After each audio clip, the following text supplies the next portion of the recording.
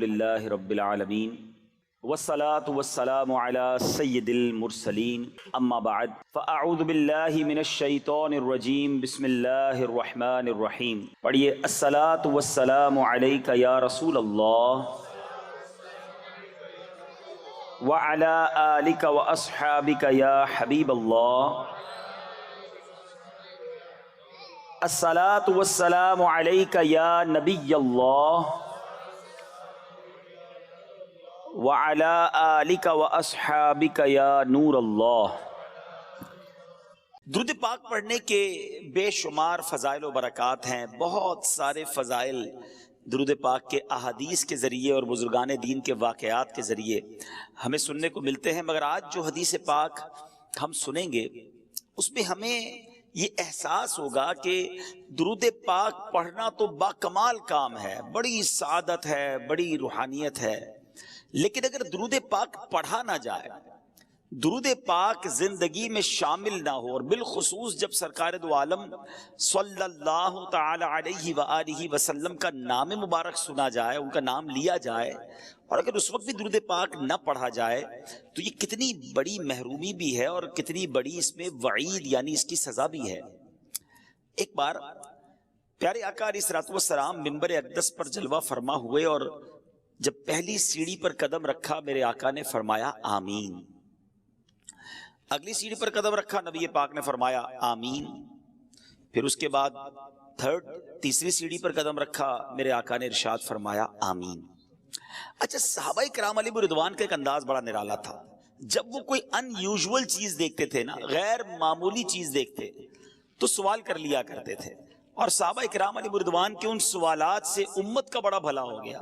ہمیں ایسی ایسی باتیں پتہ چل گئی کہ سبحان اللہ. اب جب صحابہ کرام علیہ رضوان نے دیکھا کہ نبی پاک نے ہر قدم پر آمین فرمایا تو عرض کی حضور ارشاد فرمائیے، یہ آپ نے آج منبر کی سیڑھیوں پر جو آپ قدم رکھتے چلے گئے، آپ نے آمین ارشاد فرمایا، اس کی وجہ کیا ہے، اس کا ریزن کیا ہے؟ تو نبی پاک صلی اللہ علیہ وسلم نے جو ارشاد فرمایا اس کا خلاصہ اور مضمون یہ ہے کہ میرے پاس جبریل امین حاضر ہوئے. جب میں نے پہلی سیڑھی پر قدم رکھا، جو میں نے آمین کہا، تو اس میں جبریل امین نے یہ دعا کی کہ یا اللہ عز و جل، جو رمضان کو پالے اور اپنی مغفرت نہ کروا سکے وہ ہلاک ہو جائے، اس کی ناک خاک آلود ہو جائے، گویا وہ برباد ہو جائے. آقا فرماتے میں نے جبریل امین کی اس دعا پر آمین کہی. پھر دوسری سیڑھی پر قدم رکھا تو جبریل امین نے دعا کی کہ یا اللہ عز و جل، اس شخص کی ناک خاک آلود ہو، وہ برباد ہو جائے جو اپنے ماں باپ کو بڑھاپے کی حالت میں پائے اور ان کے ساتھ وہ اچھا سلوک نہ کرے، یعنی ماں باپ کی خدمت اسے جنت میں نہ پہنچا دے، وہ برباد ہو جائے. آقا فرماتے میں نے اس دعا پر آمین فرمائی. تیسری سیڑھی پر قدم رکھا، جبریل امین نے دعا کی کہ یا اللہ، وہ شخص بھی برباد ہو، اس کی ناک خاک آلود ہو کہ جس کے سامنے سرور کائنات صلی اللہ تعالی علیہ وآلہ وسلم کا ذکر کیا جائے اور وہ نبی پاک پر درود نہ پڑھے، وہ بھی برباد ہلاک ہو جائے، اس کی ناک خاک آلود ہو جائے. نبی پاک فرماتے میں نے اس پر بھی آمین کہا. ذرا غور کیجئے میٹھے اسلامی بھائیوں، یہ تینوں دعائیں کس درجے کی دعائیں ہیں. یہ دعا کرنے والے فرشتوں کے سردار ہیں، جبریل امین ہیں، اور دعا پر آمین کہنے والے جناب رحمت للعالمین صلی اللہ تعالی علیہ وسلم ہیں. اٹ مینز، اس کا مطلب کیا ہوا کہ یہ دعا تو کسی صورت بھی قبول ہونی ہے، کوئی شک اور شبے کی گنجائش نہیں ہے. تو ہم ان تین باتوں کو یاد رکھنا ہے. اگر ہم یہ کہیں تو شاید غلط نہیں ہوگا کہ ہم میں سے بہت سارے وہ ہیں جو ان تینوں صورتوں سے گزرتے ضرور ہیں. رمضان آنے والا ہے اور اس سے پہلے کئی رمضان گزارے ہم نے. اگر رمضان مل گیا اور اس رمضان میں مغفرت نہ کروا سکے تو پھر بربادی مقدر ہے. اتنی بڑی نعمت ملی اور پھر بھی نہ بخشوا سکے اپنے آپ کو، اللہ کو راضی نہ کر سکے، تو وہ شخص برباد ہو جائے گا. کئیوں کے پاس ماں باپ کی نعمت ہے، ماں باپ بزرگ ہیں، بوڑھے ہیں، اگر ان کو ایسا راضی نہ کیا، ان کی ایسی خدمت نہ کی کہ اللہ راضی ہو جائے، تو وہ شخص بھی برباد ہو جائے گا. مگر یہاں آج بوڑھے ماں باپ کے لیے ٹائم کس کے پاس ہے؟ آج بوڑھے ماں باپ کی خدمت کرنے کے لیے کون تیار ہے؟ بالخصوص یورپی ممالک میں، مغربی ممالک میں جو عاشقان رسول ہیں، جو خوش نصیب ہیں جن کے والدین زندہ ہیں، پلیز خدا کے واسطے اپنے والدین کی دعائیں لیجئے، انہیں ناراض نہ کیجئے۔ والدین وہ نعمت ہیں کہ اگر یہ راضی ہو جائیں تو رب راضی ہو جاتا ہے، اور یہ ناراض ہو جائیں تو رب ناراض ہو جاتا ہے۔ ہمیں ان کو راضی رکھنا ہے، شریعت کے دائرے میں رہ کر ان کی ہر بات ماننی ہے، ان کی خدمت کرنی ہے۔ اور جو تیسری بات کہ درود پاک کتنا امپورٹنٹ ہے، کتنا ضروری ہے اپنی زندگی میں شامل کرنا، اور خاص طور پر جب پیارے آقا علیہ الصلوۃ والسلام کا نام مبارک ہمارے سامنے لیا جائے، اس وقت درود پڑھنا یہ کتنا لازم ہے کہ جو نہیں پڑھتا تو فرمایا اس کی ناک خاک آلود ہو، وہ برباد ہو جائے۔ یہاں علماء نے ایک بڑا پیارا پروسیجر، بڑا پیارا ایک ہمیں طریقہ بتایا کہ اگر پورے دن میں ہم محفلوں میں جاتے ہیں، اجتماع میں آتے ہیں، اپنی گفتگو کے دوران بھی نبی پاک صلی اللہ تعالی علیہ وآلہ وسلم کا نام ہم لیتے ہیں، تو اگر پورے دن میں کہیں درود پڑھنا رہ گیا ہے تو بندہ اپنی پورے دن کی روٹین میں ایک پرٹیکولر تعداد، ایک مقررہ درود پاک کی تعداد مقرر کر لے کہ مثال کے طور پہ میں 100 بار 200 بار، اللہ نصیب کرے تو 313 بار یا اس سے زیادہ بار درود پاک پڑھوں گا، تو علماء کہتے ہیں کہ وہ جو درود پاک دن میں ایک بار وہ پڑھ لے گا نا، پورے دن میں جہاں جہاں درود پاک پڑھنا تھا نہیں پڑھ سکا تو یہ اس کا آلٹرنیٹ، اس کا قائم مقام ہو جائے گا۔ تو انشاءاللہ میں بھی نیت کروں اور آپ بھی نیت کر لیں۔ ہمارا ایک نیک عمل بھی تو ہے نا، ہمارے اصلاح اعمال جو 72 ہیں نیک اعمال، اس میں ایک عمل کیا ہے کہ روزانہ کم از کم 313 بار درود پاک پڑھنا ہے۔ تو میں بھی نیت کروں، آپ بھی کریں کہ اب تو ماہ رمضان آنے والا ہے کہ انشاءاللہ روزانہ کثرت کے ساتھ درود پاک پڑھیں گے۔ آئیے ایک بار محبت کے ساتھ بآواز بلند درود پاک پڑھ لیں۔ صلو علی الحبیب صلی اللہ تعالی علی محمد صلی اللہ علیہ وسلم۔ کعبے کے بدر الدجا تم پہ کروڑوں درود، طیبہ کے شمس الضحا تم پہ کروڑوں درود، تم سے جہاں کا نظام تم پہ کروڑوں سلام، تم پہ کروڑوں ثنا، تم پہ کروڑوں درود۔ میرے بیٹھے اسلامی بھائیوں، ماہ رمضان یہ رب کا احسان ہے، یہ ایک ایسی عظیم نعمت ہے کہ جس کے بارے میں شاید بہت سارے لوگ اویئر نہیں ہیں، جانتے نہیں ہیں۔ اس کے روزے، اس کی تراویح، اس کی عبادت یہ کتنے بڑے ثواب کو لاتی ہے، کتنی بڑی برکتیں لاتی ہے۔ ایک واقعہ آپ کو سناتا ہوں۔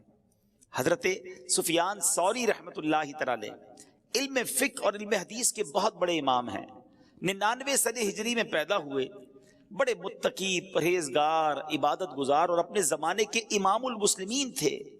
ایک مرتبہ حضرت سفیان ثوری رحمت اللہ تعالی کو 3 سال مکہ مکرمہ میں قیام کی سعادت نصیب ہوئی۔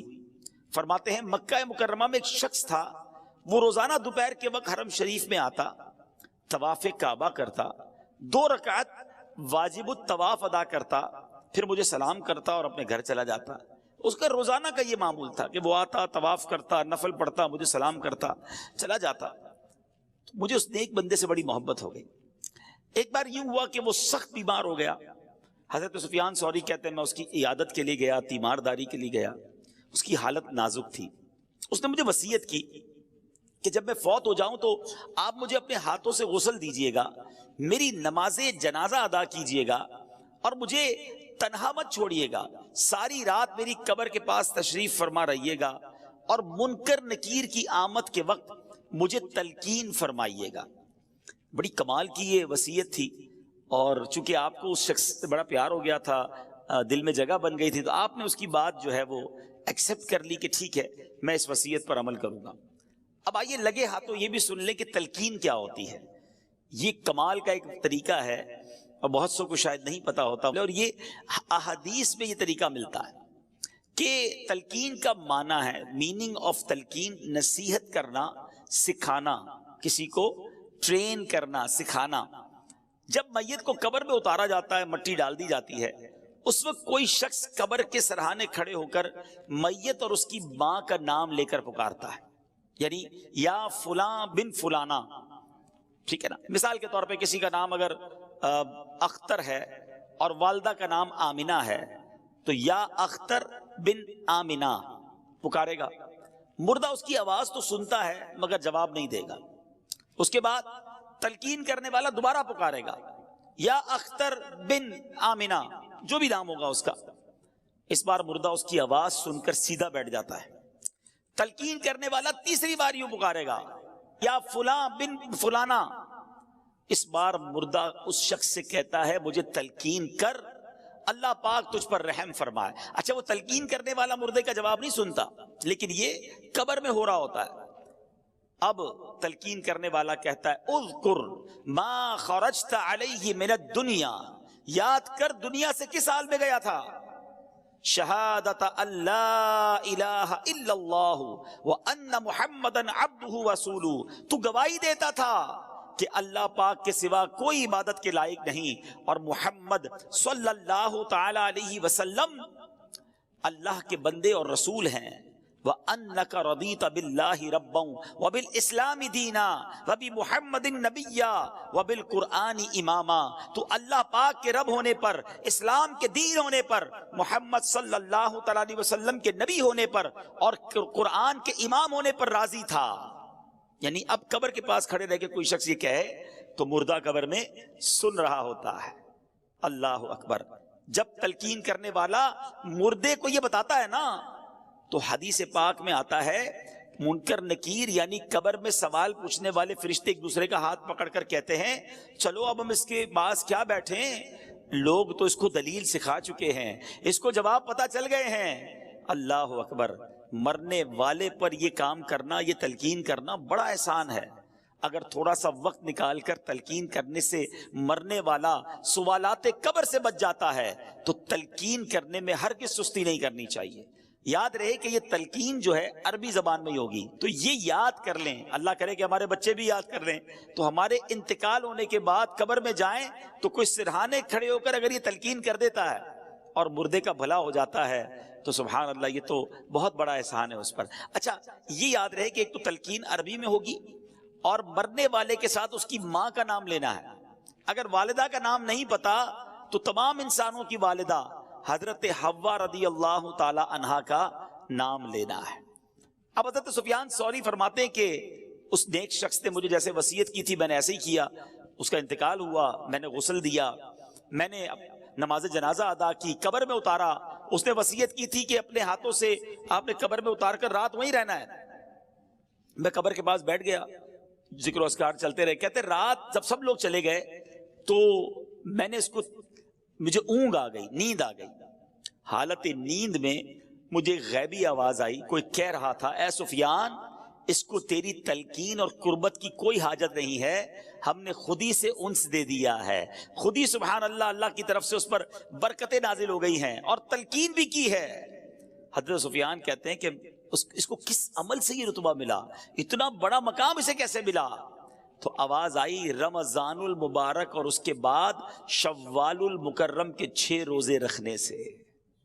حضرت سفیان ثوری فرماتے ہیں اس ایک رات میں 3 مرتبہ میں نے یہ خواب دیکھا، میں رحمت مغفرت دوزخ سے آزادی کا سائل ہوں، میں رحمت مغفرت دوزخ سے آزادی کا سائل ہوں، ماہ رمضان کے صدقے میں فرما دے کرم مولا، براعت دے عذاب قبر سے، نارے جہنم سے، ماہ شعبان کے صدقے میں کر فضل و کرم مولا. نہیں درکار وہ خوشیاں جو غفلت کا بنے سامان، عطا کر اپنی الفت اپنے پیارے کا تو غم مولا. اے میرے میٹھے اسلامی بھائیوں، سب کو، آپ سب کو مبارک ہو کہ اللہ پاک کے کرم سے، اس کے فضل اور احسان سے ایک بار پھر رمضان المبارک تشریف لا رہا ہے. ابھی چند دن بعد ایک شام آئے گی جب نگاہیں آسمان کی طرف لگی ہوئی ہوں گی، چاند دیکھنے کی کوشش کی جا رہی ہوگی، ایک طرف سے آواز آئے گی دیکھو وہ رمضان کا چاند نظر آ گیا. اس کے ساتھ ہی مساجد سے یہ اعلان ہونے لگیں گے سب عاشقان رسول کو مبارک ہو، عظمتوں، رفعتوں، برکتوں، مغفرتوں والے مہینے رمضان المبارک کا چاند نظر آ گیا انشاءاللہ اللہ نے چاہا جلد یہ اعلان سنیں گے انشاءاللہ۔ مرحبا صد مرحبا، پھر آمد رمضان ہے، کھل اٹھے مرجھائے دل، تازہ ہوا ایمان ہے، یا خدا ہم عاصیوں پر یہ ایک بڑا احسان ہے، زندگی میں پھر عطا ہم کو کیا رمضان ہے۔ اے میرے میٹھے اور محترم اسلامی بھائیوں، رمضان کی عظمت سمجھیے، رمضان کا مقام سمجھیے، یہ مہینہ رب کریم کی بارگاہ میں کس قدر بڑا مرتبہ رکھتا ہے۔ ہمیں شاید بہت سارے ناظرین کو یہ تو پتا ہے، قرآن کی یہ آیت بھی سنی ہوگی، شہر رمضان الذی انزل فیہ القرآن، رمضان کا مہینہ جس میں قرآن اترا۔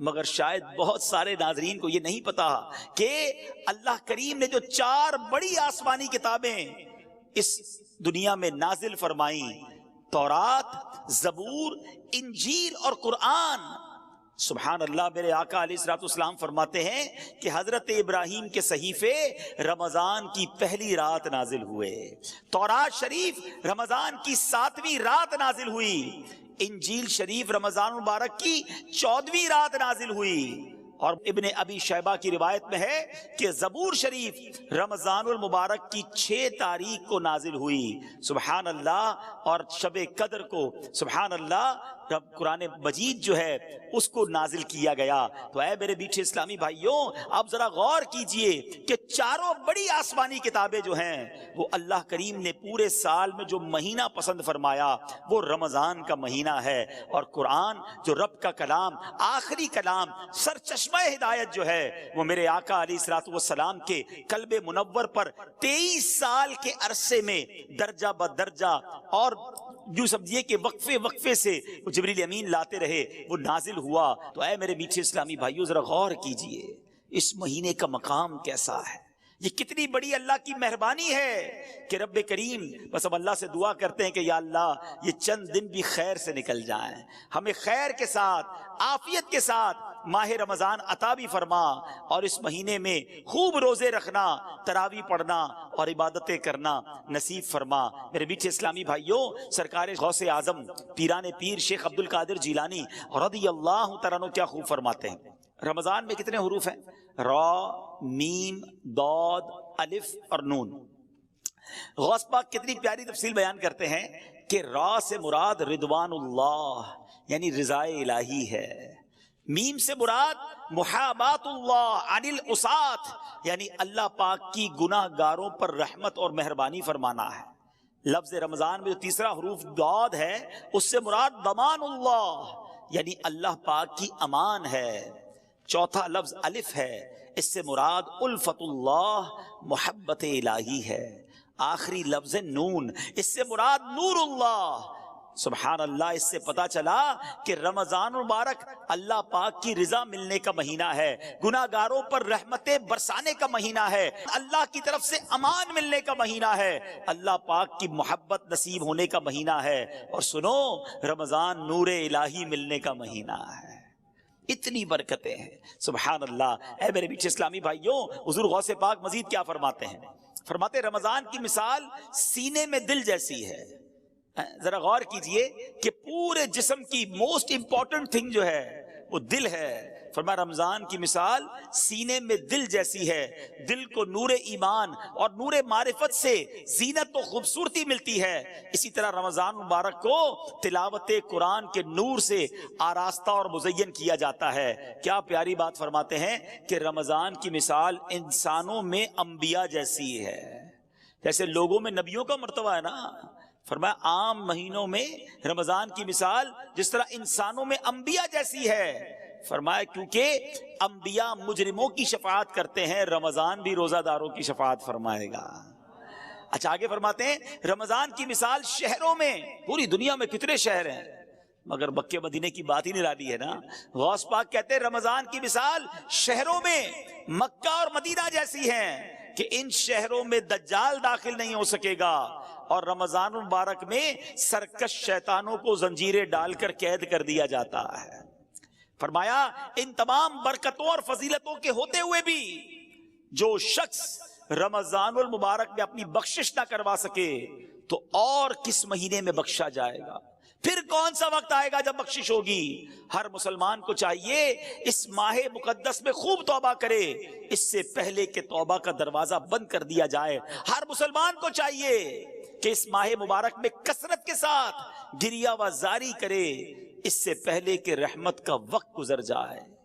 بھائیوں بہنوں، گناہوں سے سبھی توبہ کرو، خلد کے در کھل گئے، داخلہ آسان ہے، آ گیا رمضان، عبادت پر کمر اب باندھ لو، فیض لے لو جلد، یہ دن 30 کا مہمان ہے۔ یہ موقع آ رہا ہے، یہ وقت آ رہا ہے اللہ کو راضی کرنے کا، یہ وقت ہمیں مل رہا ہے رحمتیں لوٹنے کا۔ اے میرے میٹھے اسلامی بھائیوں، آئیے کچھ احادیث کے مطابق مزید ماہ رمضان کے فضائل سنتے ہیں۔ دیکھیں رمضان کی پہلی رات، بہت امید ہے کہ چند دنوں میں انشاءاللہ وہ پہلی رات آ جائے گی۔ وہ پہلی رات بھی بڑی اہمیت والی ہے۔ اس پہلی رات جب آتی ہے، آسمانوں کے دروازے کھول دیے جاتے ہیں اور آخری رات تک بند نہیں ہوتے۔ جو بندہ ماہ رمضان کی رات میں نماز پڑھتا ہے، اللہ عز و جل اس کے ہر سجدے کے بدلے اس کے لیے 1500 نیکیاں لکھتا ہے، اور اس کے لیے جنت میں سرخ یاقوت کا گھر بناتا ہے۔ اے تراویاں پڑھنے والوں تمہیں مبارک ہو، اے نمازیں پڑھنے والوں تمہیں مبارک ہو، اے رات میں عبادت کرنے والوں تمہیں مبارک ہو۔ ہر سجدے پر 1500 نیکیاں ہیں اور سرخ یاقوت کا گھر مل رہا ہے۔ جو ماہ رمضان کا پہلا روزہ رکھتا ہے، ابھی تو سٹارٹ ہوتے ہی دیکھو ہیں، پہلے دن اور پہلی رات سے ہی برکتوں کا کیسا حال ہے۔ فرمایا جو پہلا روزہ رکھتا ہے اس کے پچھلے گناہ معاف کر دیے جاتے ہیں۔ صبح سے شام تک 70,000 فرشتے اس کے لیے دعائیں مغفرت کرتے رہتے ہیں۔ رات اور دن میں جو بندہ جب بھی سجدہ کرتا ہے، اس کے ہر سجدے کے بدلے اسے جنت میں ایک ایسا درخت عطا کیا جاتا ہے کہ اس کے سائے میں گھوڑ سوار جو ہے وہ 500 سال تک چلتا رہے۔ اتنا بڑا درخت جنت میں دیا جائے گا۔ ہر سجدے کے بدلے نوافل پڑھنے والے، نمازیں پڑھنے والے، اوابین پڑھنے والے، تہجد پڑھنے والے، تراویح پڑھنے والے، ان سب کو مبارک ہو۔ آئیے میٹھے اسلامی بھائیوں، میں بھی نیت کروں، آپ بھی نیت کریں کہ رمضان کے پورے روزے رکھیں گے، رمضان کی جتنی نمازیں انشاءاللہ پڑھیں گے اس میں ساری سنتیں، سارے نوافل بھی پڑھیں گے، انشاءاللہ پوری تراویح پڑھیں گے، خوب تلاوت قرآن کریں گے۔ دیکھیں نا کاروباری لوگوں کا حال کیا ہوتا ہے، جو بزنس مین ہوتے ہیں، ہر بزنس کا ایک سیزن آتا ہے۔ گرمیوں میں کولر والے کہتے ہیں ہمارا سیزن آیا ہے، ایئر کنڈیشن والے کہتے ہیں ہمارا بڑا سیزن آیا ہے، پنکھے والے بڑے مصروف ہو جاتے ہیں، برف والوں کا کام چمک جاتا ہے، وہ کہتے ہیں وقت آیا ہے کمانے کا۔ سردیاں آتی ہیں تو کمبل والے، ہیٹر والے، بہت سارے ایسے کام ہیں جو سردیوں میں چلتے ہیں۔ شادیاں آتی ہیں تو شادیوں کا سیزن آتا ہے تو کپڑے والوں کا سیزن چل پڑتا ہے۔ آج کل کئی علاقوں میں فصل کی کٹائی ہو رہی ہے تو کئی تہوار ان علاقوں میں فصل کی کٹائی کے ساتھ جڑے ہوئے ہوتے ہیں کہ جناب فصل کٹے گی تو پھر شادی بھی کریں گے، اب جناب موٹر سائیکل بھی لیں گے۔ یعنی کئی کاروبار کے سیزن آتے ہیں اور اس میں لوگ بھرپور طریقے سے کوشش کرتے ہیں کہ زیادہ سے زیادہ کام کریں تاکہ مال کما لیں۔ سچی بات یہ ہے کہ اے گناہگاروں، تمہارے لیے رحمتوں کا سیزن آ گیا ہے، برکتوں کا سیزن آ گیا ہے، مغفرتیں لوٹنے کا سیزن آ گیا ہے، نیکیوں کا ریٹ بڑھا دیا گیا ہے، اجر بڑھا دیا گیا۔ نفل کا ثواب فرض کے برابر، فرض کا ثواب 70 گنا کر دیا گیا۔ میرا اور آپ کا جو خطرناک ترین دشمن ہے شیطان، اسے قید کر دیا گیا۔ کتنا آسان کر دیا گیا عبادت کرنا ہے میرے میٹھے اسلامی بھائیوں۔ اب دیکھنا یہ ہے کہ ہم اس رمضان کی تیاری کیسی کر رہے ہیں، پریپریشن کیا ہو رہی ہے۔ یہ مہمان آ رہا ہے، آپ کے گھر میں مہمان آتا ہے، آپ تیاری کرتے ہیں۔ اچھا، جیسا مہمان ویسی تیاری کرتے ہیں، ٹھیک ہے نا۔ جتنا قریبی مہمان ہوتا ہے اس کے لیے زیادہ تیاری ہوتی ہے، لیکن رمضان کے لیے کوئی تیاری ہے؟ ذرا سوچئے۔ اچھا، رمضان کے لیے تیاری نہیں ہوتی ہے لیکن عید کے لیے تیاری ہوتی ہے، جو پورا رمضان گزار کر ایک دن کے لیے آتی ہے۔ بلکہ کچھ لوگ تو رمضان میں عید ہی کی تیاری کر رہے ہوتے ہیں، کپڑے کون سے لینے ہیں، اس دن کیا بنانا ہے۔ بدقسمتی سے ایسا بھی سننے کو ملتا ہے کہ یار کل ذرا عید کی تیاری کے لیے مارکیٹ میں جانے سے روزہ نہیں رکھیں گے، بڑا رش ہوگا. استغفر اللہ، جس رمضان کے صدقے عید ملی اس کی تیاری ہو رہی ہے، مگر جو رمضان اللہ کی طرف سے ہماری بخشش کروانے آیا ہے اس کی تیاری نہیں ہے. رمضان کی اہمیت سمجھنے کے لیے یہی حدیث کافی ہے کہ اللہ کے حبیب صلی اللہ تعالی علیہ وسلم فرماتے ہیں کہ اس کا مضمون ہے، اگر میری امت کو پتا ہوتا کہ رمضان کیا ہے تو میری امت تمنا کرتی کہ سارا سال ہی رمضان ہوتا. اللہ اکبر. اے میرے بیچ اسلامی بھائیو، مولا علی شیر خدا کرم اللہ تعالی وجہ کریم کیا کمال کی بات فرماتے ہیں، جس کا مضمون ہے کہ اگر اللہ کو اس امت کو عذاب دینا ہوتا تو اللہ کریم اس امت کو رمضان اور سورہ اخلاص نہ عطا فرماتا. یہ آیا اسی لیے ہے کہ میں اور آپ بخشے جائیں، ہماری بخشش کر دی جائے، ہمارے گناہ معاف کر دیے جائیں. دیکھیں نا، سارا سال میں اور آپ دعا کرتے ہیں یا اللہ سن لے، کرم فرما، ہم پر رحمت فرما، توبہ قبول کر لے، مغفرت فرما دے. یہ ایک بندے کی رب کی بارگاہ میں التجا ہوتی ہے نا. مگر رمضان میں معاملہ کیا ہوتا ہے کہ رمضان کی راتوں میں آسمان دنیا سے ندا دی جاتی ہے، رحمت کی صدا ہوتی ہے کوئی مانگنے والا کہ اس کی مغفرت کر دی جائے، ہے کوئی توبہ کرنے والا اس کی توبہ قبول کی جائے، ہے کوئی سوالی کہ اس کا سوال پورا کیا جائے. ادھر سے صدائیں لگائی جا رہی ہیں.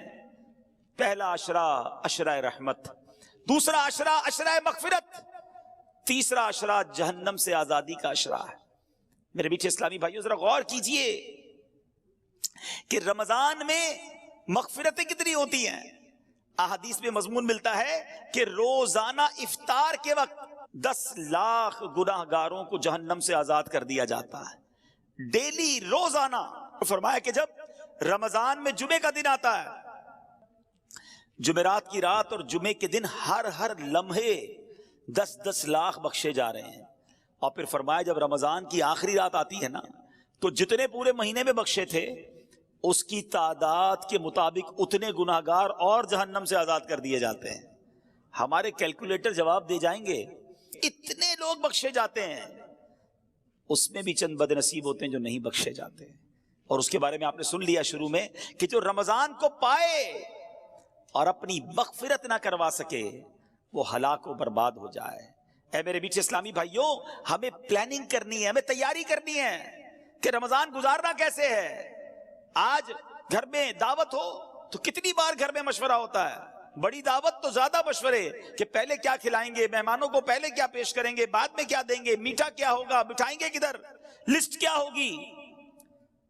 اور رمضان آ رہا ہے، اتنا بڑا مہینہ آ رہا ہے، اتنا بڑا ہمارے لیے مغفرت کروانے کے لیے رب کا احسان آ رہا ہے. اس کی کوئی تیاری، کوئی پلاننگ، کوئی مشورہ کہ کتنی بار تلاوت کروں گا، کتنے قرآن ختم کرنے ہیں، میں نے کتنے نوافل پڑھنے ہیں، میں نے کہاں کہاں اپنا وقت گزارنا ہے.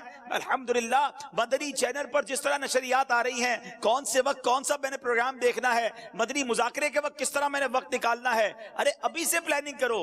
اور سبحان اللہ، افطار کے وقت جو دعا مدنی چینل پر نشر کی جاتی ہے، خاص قبولیت کی گھڑیاں ہوتی ہیں، کروڑوں ہاتھ اٹھے ہوتے ہیں، نہ جانے کس کی آمین کے صدقے ہمارا بیڑا پار ہو جائے. تو ہمیں رمضان کی پلاننگ کرنی ہے. اچھا، پلاننگ ہو رہی ہوگی کچھ گھروں میں، افطاری کا سامان کون سا لینا ہے، کون سی آئٹم افطاری میں بنانی ہے، سحری میں کیا بنانا ہے. کچھ کاروباری لوگ اپنا پلان بنا رہے ہوں گے کہ اسٹور میں کون سا مال بھر لیں تاکہ جناب ریٹ بڑھ جائیں گے، پھر رمضان میں بیچیں گے. میرے میٹھے اسلامی بھائیوں، رمضان کھانے پینے کا فیسٹیول نہیں ہے. بدقسمتی سے جب ہم نکلتے ہیں نا سڑکوں پر تو بورڈ لگ جاتے ہیں، 2 قسم کے بورڈ ہوتے ہیں کہ یا تو یہ آئٹم خرید لیں کھانے پینے کی جس کی یہ اسکیم ہے، یا ہوٹل والے بورڈ لگاتے ہیں کہ بھائی ہمارے پاس افطار میں یہ آئٹمز ہوں گی، سحری میں یہ ہوگا، اتنے کا پیکج ہوگا. ایسا لگتا ہے اگر کوئی عام آدمی آئے نا باہر سے، مسلمان نہ بھی ہو، اور وہ ہمارے شہر کا یا ہمارے ملک کا چکر لگائے تو شاید اس کو ایسا لگے گا کہ مسلمانوں میں کوئی کھانے پینے کا تہوار ہو رہا ہے. ایسا لگ رہا ہے کوئی مقابلہ ہو رہا ہے کہ کیا کتنا کھانا ہے اس مہینے میں. شاید وہ یہ نہیں سمجھ سکے گا کہ یہ بھوکے رہنے کا، روزہ رکھنے کا مہینہ ہے. عام آدمی کو تو شاید یہ فیل ہوگا کہ یہ کوئی کھانے پینے کا فیسٹیول ہو رہا ہے.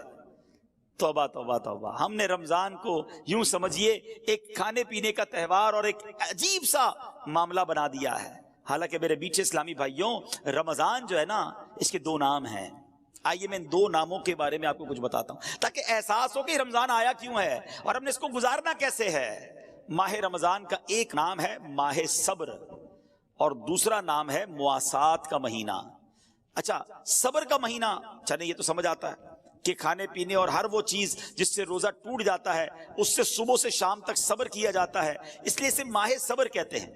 ماہ مواسات کہنا تو اس کا مواسات کس کو کہتے ہیں؟ ہمدردی اور غم خواری کا مہینہ، بھلائی کا مہینہ۔ چونکہ رمضان میں سارے مسلمانوں سے خاص کر قریبی رشتہ داروں سے بھلائی کرنے میں زیادہ ثواب ہے، اس لیے اسے ماہ مواسات کہتے ہیں۔ علماء کرام نے روزہ فرض ہونے کی حکمتوں میں ایک حکمت یہ بھی بیان فرمائی کہ روزہ جو ہے نا بیسیکلی فقر و فاقے کا عملی طور پر احساس دلاتا ہے۔ پریکٹیکلی پتا چلتا ہے کہ فقر کی زندگی کیسی ہے، فاقے کی زندگی کیسی ہے، یعنی غربت کیا ہے۔ کسی کے گھر میں روز فاقے چل رہے ہیں، یہ آپ کو اور مجھے کیسے پتا چلے گا کہ فاقے میں بندہ کیسا ہوتا ہے، غربت اور فقیری میں کیسا ہوتا ہے؟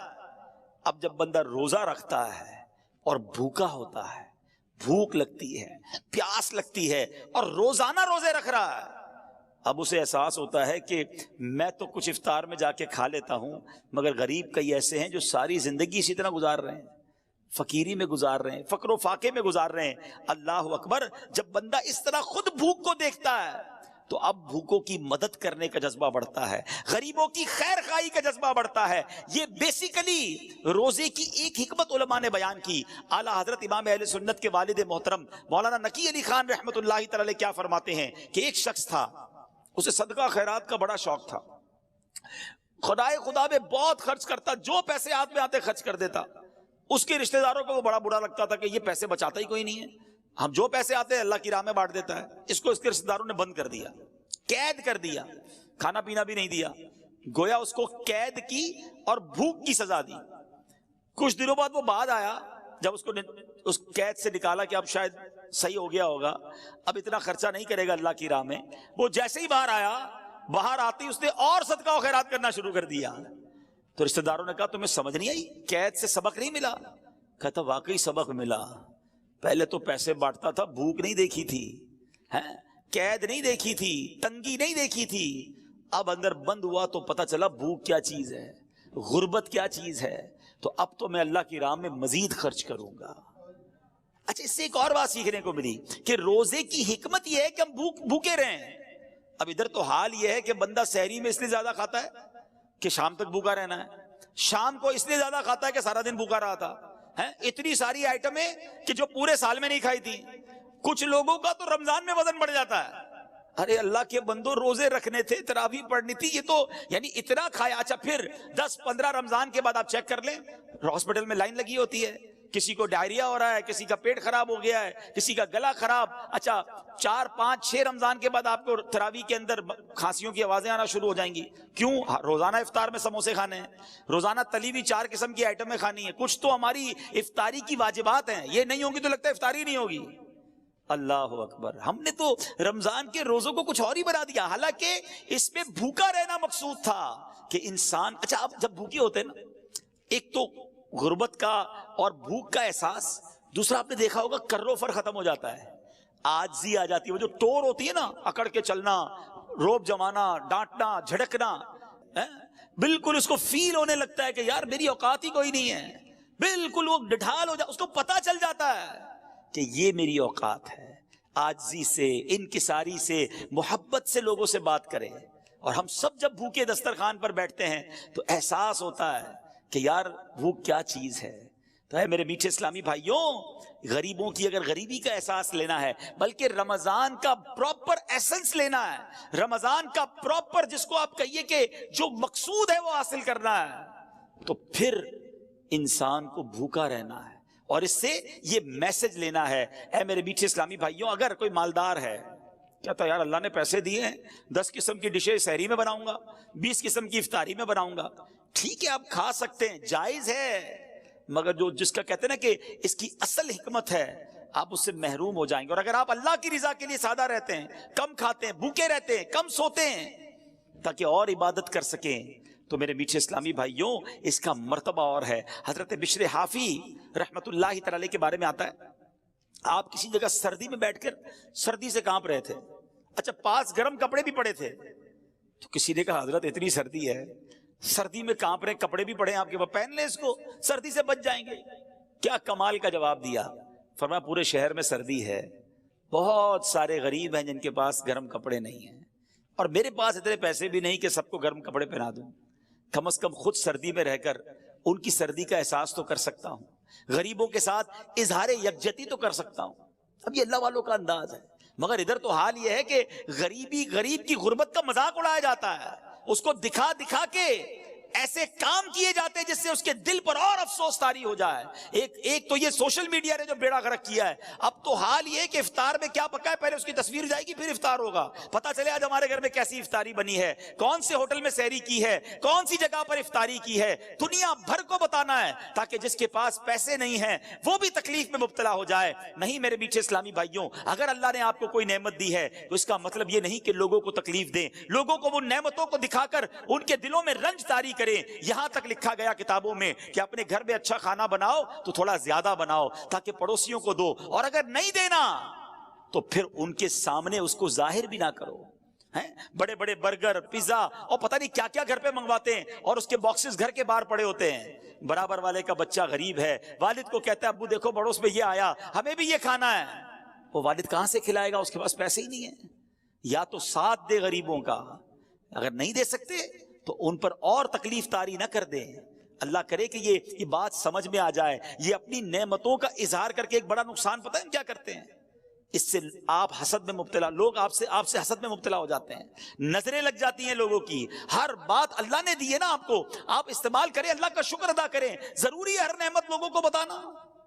پھر کہتے پتہ نہیں کوئی عمل ہو گیا ہے، کوئی نظر لگ گئی ہے۔ ارے بھائی تم نے کون سی چیز جو تمہارے پاس ہے سب تم نے سوشل میڈیا پہ ڈال دی ہے۔ آج نیا فون خریدا ہے، آج نئی گاڑی خریدی ہے، آج میں نے یہ والی کرسی خریدی ہے تو یہ والی گھڑی خریدی ہے، کیوں بتانا ہے سب کو؟ بھائی پتا بھی تو چلے نا کتنا پیسہ ہے، تو پھر بکتے ہیں، پھر یہ معاملات ہوں گے۔ یہ روایتوں کا مضمون ہے کہ اپنی نعمتوں کا اظہار کر کے اپنے اوپر لوگوں کے حسد کروانے سے بچو۔ اگر اللہ نے دیا ہے یا تو سادہ رہیں یا پھر لوگوں کی مدد کریں، اور اگر نہیں کر سکتے تو یہ دکھلاوا بند کر دیں۔ تو بہرحال میرے بیچ اسلامی بھائیوں، یہ کم کھانا جو ہے نا، یہ نعمت پتہ ہے کتنی بڑی ہے، سبحان اللہ، کہ گلا سوکھتا ہے نا جب پیاس سے، بھوک اور پیاس کا خوب احساس ہونا یہ روزے کے مقاصد سے ہے۔ تو میرے بیچ اسلامی بھائیوں، اگر روزے کا اصل مقصد ہی فوت ہو جائے گا، ساتھ ہی کھانے سے طبیعت بدمزہ ہو جائے گی، معدہ بھی خراب ہونے کا امکان ہے، تو اگر آپ واقعی 30 کے 30 روزے رکھنا چاہتے ہیں، پورا مہینہ تراویح پڑھنا چاہتے ہیں، روز تلاوت کرنا چاہتے ہیں، درود پاک پڑھنا چاہتے ہیں، افطار کے وقت آنسو بہانا چاہتے ہیں، تاک راتوں میں ساری رات مسجد میں گزارنا چاہتے ہیں، تو اس کے لیے آپ کو کم کھانا ہوگا، اس کے لیے پلان کرنا ہوگا کہ یہ مہینہ اس لیے نہیں آیا کہ میں نے کھانے پینے اور مزے اڑانے ہیں، یہ مہینہ تو اللہ کی راہ میں خرچ کرنے کے لیے آیا ہے، یہ مہینہ تو سجدے کروانے آیا ہے، یہ مہینہ تو تلاوت کرنے کے لیے آیا ہے۔ تو پھر انشاءاللہ اگر آپ کی پلاننگ ہوئی تو آپ اللہ نے چاہا خوب برکتیں لوٹ سکیں گے۔ اب میں ایک اور بات آپ کو بتاؤں، ایک مسلمان یہ بھی تو چاہتا ہے نا کہ اس کو یہ پتا چلے کہ نبی پاک علیہ السلام رمضان کیسے گزارتے تھے، پیارے آقا کا رمضان کیسا ہوتا تھا۔ آؤ میں آپ کو بتاتا ہوں کہ جن کے صدقے رمضان ملا ہے، جن کے صدقے قرآن ملا ہے، بلکہ صحیح بات تو یہ ہے کہ اللہ کے نبی کے صدقے ہی ہمیں رب کا راستہ ملا ہے، انہوں نے ہی ہمیں ایمان کی دولت سے نوازا ہے۔ وہ کتنا پیارا نعت کا شعر ہے نا کہ تیرے صدقے میں آقا، تیرے صدقے میں آقا سارے جہان کو دین ملا، میرے آقا کے صدقے میں سارے جہان میں یہ دین پھیلا ہے۔ وہ آقا رمضان کیسے گزارتے تھے؟ بی بی عائشہ صدیقہ رضی اللہ تعالی عنہا فرماتی ہیں کہ جب رمضان آتا تو نبی پاک کا چہرہ انور کا جو رنگ ہے نا وہ متغیر ہو جاتا، تبدیل ہو جاتا، اور میرے آقا نماز کی کثرت فرماتے، خوب دعائیں مانگتے، گویا خوف خدا نبی پاک کے چہرہ انور پر، قلب اقدس پر طاری ہو جاتا۔ بی بی عائشہ فرماتی ہیں کہ جب نبی پاک علیہ السلام کی بارگاہ میں رمضان آتا، احادیث کا مضمون ہے، تو جبریل امین آتے تھے اور آقا ان کے ساتھ خوب قرآن کا دور فرماتے تھے۔ سبحان اللہ۔ ایک جگہ سیدنا عبداللہ ابن عباس فرماتے ہیں جب ماہ رمضان آتا تو سرکار مدینہ علیہ السلام قیدیوں کو رہا کرتے اور ہر سائل کو عطا فرماتے تھے۔ اللہ اکبر۔ رمضان میں آپ خصوصاً بہت زیادہ سخاوت فرماتے۔ جبریل امین رمضان کی ہر رات میں ملاقات کے لیے حاضر ہوتے، رسول کریم علیہ الصلوۃ والسلام ان کے ساتھ قرآن کا دور فرماتے، اور جب بھی حضرت جبریل علیہ الصلوۃ والسلام آپ کی خدمت میں آتے تو آپ علیہ الصلوۃ والسلام تیز چلنے والی ہوا سے بھی زیادہ خیر یعنی بھلائی کے معاملے میں سخاوت فرماتے۔ ہاتھ اٹھا کر ایک ٹکڑا اے کریم ہیں سخی کے مال میں حقدار ہم۔ تو اے میرے بیچ اسلامی بھائیوں، نبی پاک کا رمضان کیسا ہوتا؟ تلاوت قرآن والا، دعاؤں والا، سجدوں والا۔ ایک جگہ فرماتی بی بی عائشہ صدیقہ رضی اللہ تعالیٰ عنہ کہ میرے آقا رمضان میں بستر پر تشریف نہ لاتے، یعنی رات عبادتوں میں گزرتی تھی، کم آرام ہوتا تھا۔ ادھر تو ایسے بھی کئی لوگ ملتے ہیں جو سارا دن ہی سوتے رہتے ہیں، نمازیں قضا کر دیتے، بھائی روزہ رکھا ہے، معاذ اللہ ثم معاذ اللہ۔ نماز بھی پڑھنی ہے، عبادت بھی کرنی ہے، روزہ بھی رکھنا ہے، اور انشاءاللہ عبادت بھی خوب کرنی، ثواب کمانا ہے۔ تو بہرحال میرے بیچ اسلامی بھائیوں، پیارے آقا کا رمضان دعاؤں کے ساتھ، گر گڑا کر نمازوں کے ساتھ، تلاوت قرآن کے ساتھ، اور پھر ہم نے سنا کہ سخاوت کے ساتھ، تیز آندھی سے چلنے والی ہوا سے بھی زیادہ میرے آقا سخاوت فرماتے۔ اب ہم نے کیا کرنا ہے؟ ہم نے بھی ان اعمال کی نیت کر لینی ہے۔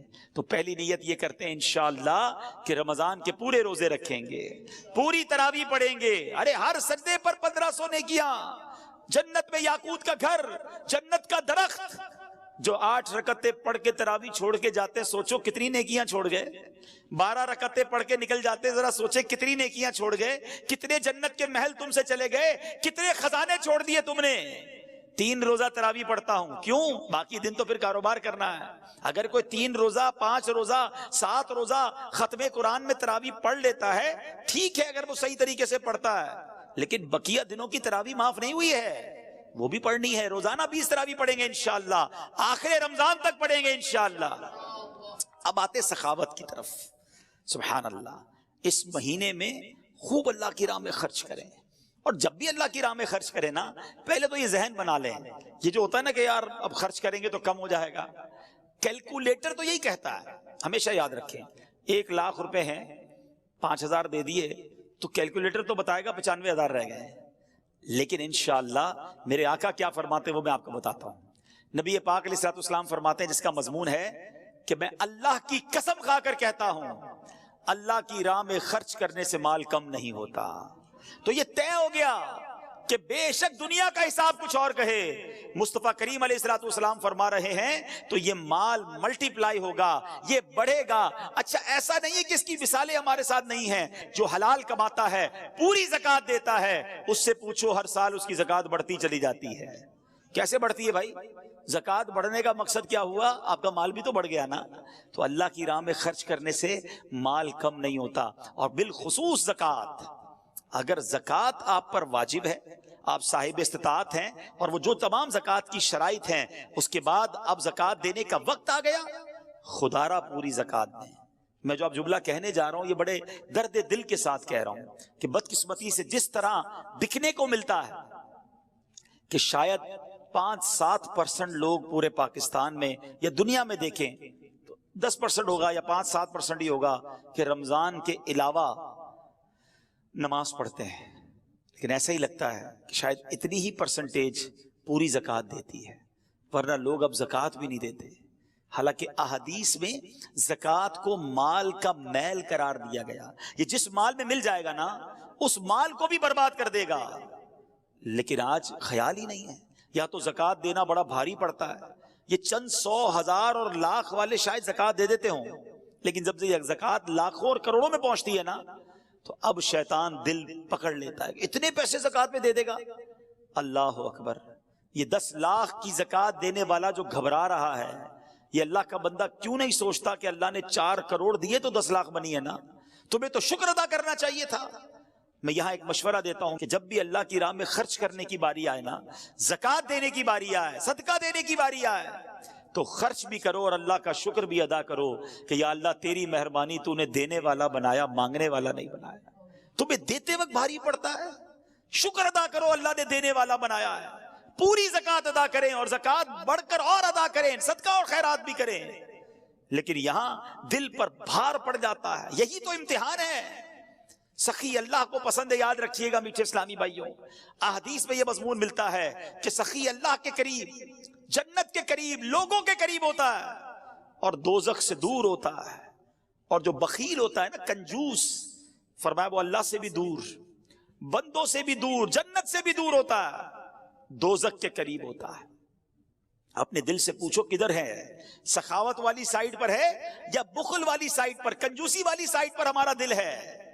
تو ہے میرے میٹھے اسلامی بھائیوں، ماہ رمضان یہ اللہ کی راہ میں خرچ کرنے کا مہینہ ہے، اور اگر آپ کی زکوٰۃ ادا ہو بھی جائے اور مزید نیکیاں کمانے کا موقع ملے نا تو اور خرچ کر دینا، جاتا کوئی نہیں ہے۔ ہاں، بڑی پیاری ایک حدیث پاک ہے جس کا مضمون ہے گن گن کر خرچ نہ کرو ورنہ وہ رب کریم بھی تمہیں گن گن کر عطا فرمائے گا۔ ارے اللہ جب دیے جا رہا ہے تو آپ خرچ کریں، اور یہ خرچ کرتے وقت اگر یہ مائنڈ سیٹ بن جائے نا، ذہن بن جائے کہ یہ میرے جیب سے نکل کر جہاں میرے ہی اکاؤنٹ میں رہا ہے، ہاں میرے ہی انشاءاللہ آخرت کے اکاؤنٹ میں جمع ہو رہا ہے، تو پھر دینے میں غم نہیں آئے گا۔ کوئی ایسا بندہ دیکھا ہے آپ نے کہ آپ کو ملے یار آج بہت موڈ آف ہے، کیوں بھائی؟ وہ لاکھ روپے جیب میں پڑے تھے، آتے آتے اپنے اکاؤنٹ میں ڈلا کے آ گیا ہوں، تو آپ کہیں گے کیا ہو گیا بھائی؟ جیب میں تھے، آپ کے اکاؤنٹ میں چلے گئے، ٹینشن کس بات کی ہے؟ تو بالکل ایسا ہی ہے، آپ نے جب بھی اللہ کی راہ میں خرچ کرنا ہے نا، کسی غریب کی مدد کرنی ہے، کسی رشتہ دار کی مدد کرنی ہے، کوئی مسجد میں چندہ دینا ہے، کوئی نیکی کا کام، واٹ ایور آپ نیکی کا کام کریں، فوراً سوچ لیں یہ میرے اکاؤنٹ میں ڈپازٹ ہو گیا ہے، اور ایسے اکاؤنٹ میں جمع ہوا ہے جہاں سے کوئی چھین بھی نہیں سکتا۔ ہاں، حدیث قدسی ہے، اللہ فرماتا ہے اے ابن آدم اپنا مال میرے پاس جمع کروا دے، نہ جلے گا، نہ ڈوبے گا، نہ چوری ہوگا، یعنی نہ کم ہوگا۔ خلاصہ حدیث ہے، اور اللہ فرماتا ہے میں اس دن تجھے دوں گا جس دن تجھے نیکی کی ضرورت ہوگی۔ یاد ہے نا قیامت کا دن، کتنا نفسا نفسی کا دن ہوگا، ایسی نفسا نفسی میں میری نیکیاں اگر ادھر ڈپازٹ ہیں، اور اللہ نے وعدہ فرمایا تجھے اس دن دوں گا جس دن تجھے نیکی کی ضرورت ہوگی۔ تو اس کا تو طریقہ یہ ہونا چاہیے کہ زکوٰۃ تو پوری دینی ہے، اس کے بعد بھی جب موقع ملے نا، یار تھوڑے پیسے ہیں یار تھوڑے اور ڈال دیتا ہوں آخرت کے اکاؤنٹ میں، تھوڑے اور جمع کروا دیتا ہوں۔ وہ نہیں کمیٹی ڈالتے لوگ، کمیٹی بی سی جس کو کہتے ہیں، یار تھوڑے تھوڑے جمع کر لو، برے وقتوں میں کام آئے گی۔ یہ شاندار کمیٹی ہے، یہ شاندار بی سی ہے۔ اللہ کی راہ میں خرچ کرتے رہا کرو، نیکی کا موقع ملے تلاش کر کے خرچ کر دیا کرو، تاکہ وہاں ملے کہ جہاں کوئی مدد کرنے والا نہیں ہوگا۔ تو ہے میرے میٹھے اسلامی بھائیوں، پلیز، بڑی دکھ کی بات ہے کہ لوگ پوری زکوٰۃ ادا نہیں کر رہے، اور واقعی ایسا لگتا ہے کہ اگر ہمارے وطن کی صرف میں بات کروں نا، دنیا کی بات نہیں کرتا، چلیں ہمارے وطن میں، کیونکہ میرا صبح و شام کاروباری لوگوں سے ملنا رہتا ہے، بزنس کمیونٹی سے ملنا رہتا ہے، اگر ہمارے وطن میں لوگ پوری زکوٰۃ دے دینا تو مجھے لگتا ہے ہمارے وطن میں ایک بھی غریب باقی نہیں بچے گا۔ اتنا اللہ پاک نے لوگوں کو نوازا ہے لیکن پوری زکوٰۃ نہیں دیتے۔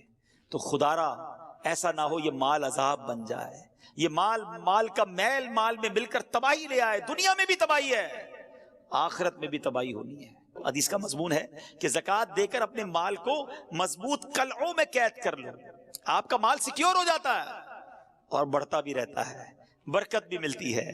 تو آئیے نیت کریں۔ اچھا، اسلامی بہنیں بھی مجھے سن رہی ہوں گی، سونا ہوتا ہے، زیور ہوتے ہیں، زکوٰۃ نہیں دیتی ہیں، اور پھر یہ کہتی ہیں ہم کماتی تھوڑی ہیں، یہ سونا عذاب بنا دیا جائے گا۔ روایتوں کا مضمون ہے کہ اسی سے عذاب دیا جائے گا، اس شخص کو آگ کا انگارہ بنا دیا جائے گا کہ جو سونے کی زکوٰۃ نہیں دیتا۔ تو پلیز، اگر میری بہنیں مجھے سن رہی ہیں، اسلامی بھائی سن رہے ہیں، اللہ پاک نے نوازا ہے تو اس میں کنجوسی نہ کرو، حساب کریں، پوری کیلکولیشن کریں۔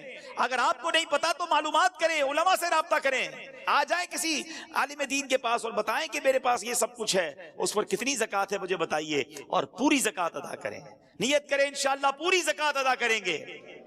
اب بتاتا ہوں کہاں ادا کریں، لیکن پہلے یہ پوری نیت کر لیں، ٹھیک ہے؟ پیچھے اگر زکوٰۃ ادا نہیں کی ہے اب تک، پچھلے سالوں کی نہیں کی، وہ بھی کرنی پڑے گی۔ یہ قرض ہے آپ پر، یاد رکھیے گا، یہ ادا کر دیں ورنہ اس کا جواب بند نہیں پڑے گا۔ تو بہرحال میرے پیچھے اسلامی بھائیوں، اچھا اب زکوٰۃ جس طرح ادا کرنے سے پہلے اس کی کیلکولیشن ضروری ہے کہ کتنی بنتی ہے، اس کا پورا نصاب ہے، یہ علم سیکھنا بھی ضروری ہے۔ اور اگر آپ کو نہیں معلوم تو جیسا میں نے کہا کہ ماشاءاللہ علماء کرام دعوت اسلامی موجود ہیں، دارالفتہ اہل سنت موجود ہے، رابطہ کر لیں، وہ گائیڈ کر دیں گے۔ جس طرح آپ نے آفس کا حساب کتاب بنانے کے لیے اکاؤنٹنٹ رکھا ہے، ٹیکس کی رپورٹ جمع کرانے کے لیے سال میں ایک ہی بار ٹیکس جمع کراتے ہیں، خود کیوں نہیں لکھ لیتے سارا؟ کیوں وکیل کے پاس جاتے؟ نہیں یار وہ ایکسپرٹ ہے، ذرا صحیح طریقے سے حساب بنائے گا۔ تو زکوٰۃ خود ہی بنا لیں گے آپ مفتی ہیں. اگر آپ کو یہ علم نہیں ہے تو معلوم کر لیں, کسی عالم دین سے مشورہ کر لیں تاکہ آپ کی زکوٰۃ پراپر ادا ہو جائے. اچھا, اب آتے ہیں کہ زکوٰۃ دینی کہاں ہے. ظاہر اس کا بھی ایک پورا پروسیجر ہے کہ جو زکوٰۃ لینے کے مستحقین ہیں اس میں پہلا حق جو ہے آپ کے اپنے غریب رشتہ داروں کا ہے. ٹھیک ہے, جو اس کی شرائط ہے زکوٰۃ کے حوالے سے, اس شرائط اگر پوری ہوتی ہیں تو پہلا حق آپ کے اپنے غریب رشتہ داروں کا ہے, ان کو دیجئے. اور اس کے بعد میں گزارش کروں گا کہ عاشقان رسول کی مدنی تحریک دعوت اسلامی جو دین متین کا عظیم الشان کام کر رہی ہے, ایسا کام کر رہی ہے میٹھے اسلامی بھائیوں جس کی نظیر, جس کی مثال پوری دنیا میں آپ تلاش کریں آپ کو شاید نہیں ملے گی. تو وہ میرے اسلامی بھائی جو مجھے سن رہے ہیں, آپ کے پیسوں کا, آپ کے ڈونیشن کا, آپ کی زکوٰۃ کا بہترین استعمال دعوت اسلامی ہے. تو اس بار ہم نے اپنے غریب رشتہ داروں کے ساتھ ساتھ اپنی دعوت اسلامی کا بھرپور ساتھ دینا ہے, جس کے اربوں روپے کے اخراجات ہیں, اور ماہ رمضان میں دل کھول کر دعوت اسلامی کو ڈونیشن دینا ہے. بلکہ ایک اور اچھی نیت کر لیتے ہیں, میں اور آپ تو جتنی ہماری حیثیت ہے اتنا ہی ڈونیشن دے سکیں گے نا, لیکن اگر ہم چاہیں تو اپنے دوست احباب کے ذریعے بہت زیادہ مدنیتیات جمع کر سکتے ہیں. تو میں بھی نیت کروں اور آپ بھی نیت کر لیں کہ انشاءاللہ اپنا ڈونیشن, اپنے مدنیتیات بھی دیں گے اور اپنے رشتہ داروں اور دوستوں سے بھی لے کر دیں گے انشاءاللہ. اللہ پاک ہم سب کو اپنی پیاری تحریک دعوت اسلامی کی خوب مدد کرنے کی توفیق عطا فرمائے اور اسے اپنی بارگاہ میں قبول بھی فرمائے. صلو علی الحبیب صلی اللہ تعالی علی محمد صلی اللہ علیہ وسلم. الحمدللہ رب العالمین والصلاة والسلام علی سید المرسلین. یا ارحم الراحمین یا ارحم الراحمین یا ارحم الراحمین. یا ربنا یا ربنا یا ربنا یا ربنا یا ربنا. یا اللہ یا رحمان یا رحیم. یا اللہ یا رحمان یا رحیم. یا اللہ یا رحمان یا رحیم. اللهم ربنا آتنا في الدنيا حسنة وفي الآخرة حسنة وقنا عذاب النار وقنا عذاب القبر وقنا عذاب الحشر وقنا حساب الميزان. اللهم أجرنا من النار. اللهم أجرنا من الشيطان. اللهم إنك عفو كريم تحب العفو فاعف عنا يا كريم. فاعف عنا يا غفور. يا مقلب القلوب ثبت قلبي على دينك. يا مصرف القلوب صرف قلوبنا على طاعتك. اللهم إنا نسألك الأمن يوم الخوف. ربنا لا تؤاخذنا يوم القيامة إنك لا تخلف الميعاد إنك على كل شيء قدير. ربنا حاسبني حسابا يسيرا. اللهم بلغنا رمضان بالصحة وعافية. اے رب کریم تیرے گناہ گار سیاہ کار بندے ہاتھ اٹھائے شرمندہ شرمندہ تیرے دربار میں حاضر ہیں. اے رب کریم ہمارے گناہ بہت زیادہ ہیں, ہم مانتے ہیں, مگر مالک تیری رحمت کا کوئی کنارہ نہیں ہے. تیری رحمت کے آگے ہمارے گناہ کچھ بھی نہیں ہیں. اے رب کریم ہم سب کی مغفرت فرما دے. ہمارے صغیرہ گناہ بھی معاف کر دے, ہمارے کبیرہ گناہ بھی معاف کر دے, ہمارے چھپ کر کیے ہوئے گناہ بھی معاف فرما, ہمارے اعلانیہ گناہوں کو معاف فرما. اے کریم اے کریم کچھ ہی لمحوں میں کچھ ہی دنوں میں رحمتوں والا مہینہ آنے والا ہے.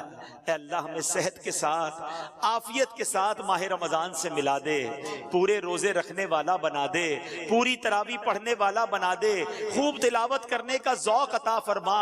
تیری طاقت تیری طرف سے اگر طاقت ملی تو یہ ہوگا مولا, ورنہ ہم تو سست ہیں, ہم کاہل ہیں. اے اللہ ایسی توفیق دے دے کہ تیرے پسندیدہ بندوں جیسا رمضان ہم بھی گزارنے میں کامیاب ہو جائیں.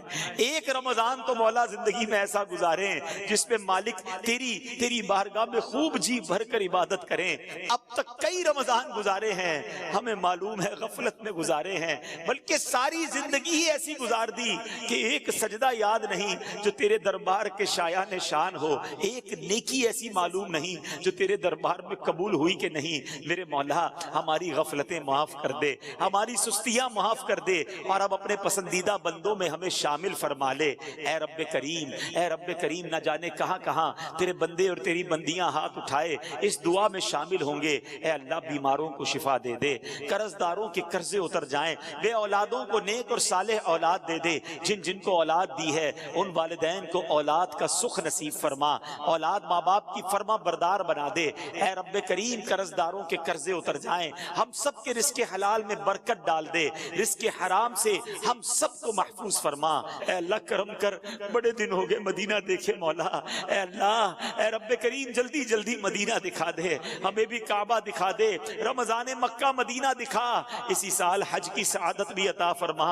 اے اللہ ہم سب کی جان، مال، عزت، آبرو، آل اور اولاد، دین اور ایمان کی حفاظت فرما۔ ہمیں حاسدوں کے حسد سے بچا لے، بد نظروں کی بد نظری سے بچا، شیطان کے شر سے بچا، جادو ٹونے آسیب سے بچا، زمینی اور آسمانی بلاؤں، زلزلوں، طوفانوں اور وائرسوں سے محفوظ فرما۔ اے رب کریم، اے رب کریم ہماری دعوت اسلامی کو خوب ترقیاں عطا فرما، ہمیں بھی دعوت اسلامی کا بڑھ چڑھ کر مدنی کام کرنے والا بنا دے، دعوت اسلامی کا بڑھ چڑھ کر تعاون کرنے والا بنا دے۔